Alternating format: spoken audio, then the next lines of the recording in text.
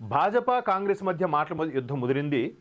అల్లావుద్దీన్ ఖిల్జీలు, మహమ్మద్ గజనీ, ఇందాక చెప్పుకున్నాం కదా, మహమ్మద్ గజనీ, అల్లావుద్దీన్ ఖిల్జీలు సోమనాథ్ ఆలయాన్ని కూలగొట్టి అందులోని సంపదను దోచుకోగా చూసారా వాళ్ళు చేసింది.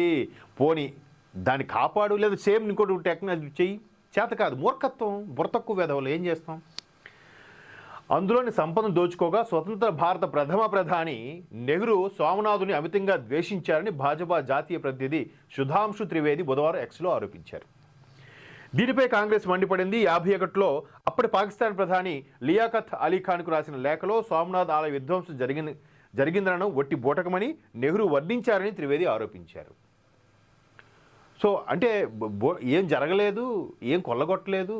ఎందుకంటే నిన్న కూడా ఒక పెద్ద ఆయన ఒక స్పీచ్లో అదే చెప్తున్నారు.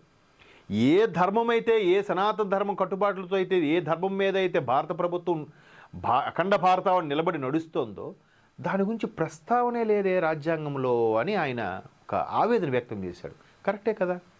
ప్రతి ఒక్కడు వాడి దేశానికి, వాడి దేశ జాతీయ జెండా మీద వాడు మతం గుర్తు, మతం రంగు అన్నీ పులుముకొని క్లియర్గా ఉంటే, ఇక్కడ మొదటి నుంచి కొన్ని వేల సంవత్సరాల నుంచి దారుణాలు జరుగుతున్నా అది ప్రస్తావన లేకపోవడం ఏంటి? దాన్ని గొప్పగా చెప్పడం ఏంటి? ఇంత రోజులు పైగా అన్ని అతుకుల బొంతన అందరికీ తెలుసు. ఇప్పటికీ చదివి చెప్తారు. మంచివి రాబోయే కొన్ని తరాల వరకు ఉపయోగించి చేశారు, బాగానే ఉంది. అసలైంది ఏది? ధర్మం గురించి ప్రస్తావన ఏది లేదు.